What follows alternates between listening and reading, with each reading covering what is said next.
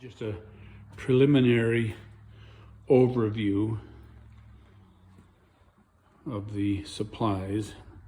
There's the much sought after exhaust systems, handlebars, obviously tires and wheels, and then casings, vetter, an extra seat, very nice looking front forks.